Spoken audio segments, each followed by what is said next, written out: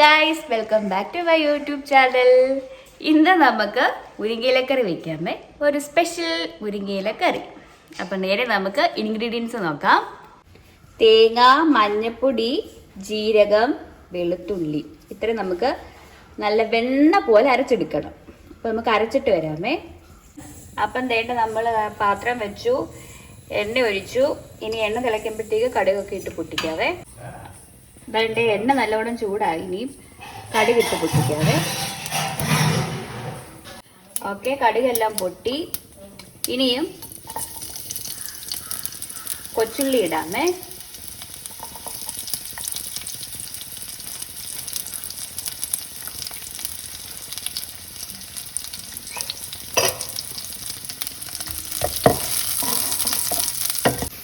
Okay, കൊച്ചുള്ളി ഒന്ന് ചെറിയൊരു ഡാർക്ക് കളറായിട്ട് വന്നപ്പോൾ കറിവേലീസും കൂടി ഇടാം.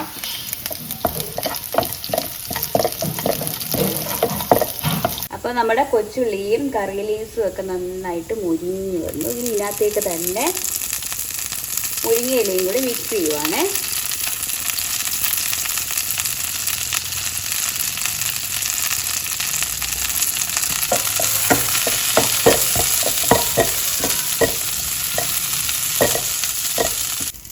അപ്പോൾ അതേണ്ട നമ്മൾ തേങ്ങയും വെളുത്തുള്ളി ജീരകവും ഒക്കെ നന്നായിട്ട് അരച്ചെടുത്തിട്ടുണ്ട്. കറിവേപ്പില അരച്ചു.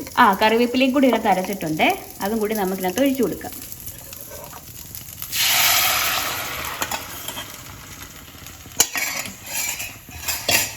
ഉപ്പിട്ടില്ല, അപ്പോൾ ആവശ്യത്തിനുള്ള ഉപ്പിടണം. നല്ലോണം ചൂടായാൽ മതി, തിളക്കണം. ഓക്കെ, നല്ലോണം ചൂടായിട്ട് എടുത്താൽ മതി, തിളപ്പിക്കണ്ട. ഉപ്പുണ്ടോ നോക്കാം. ഓക്കെ, ഉപ്പുണ്ടോ എന്ന് ചെക്ക് ചെയ്യട്ടെ. അപ്പം ദേണ്ടെ മുരിങ്ങയിലക്കറി റെഡി ആയിട്ടുണ്ട്. നന്നായിട്ട് ചൂടായി. മുരിങ്ങയിലക്കറി റെഡിയായി.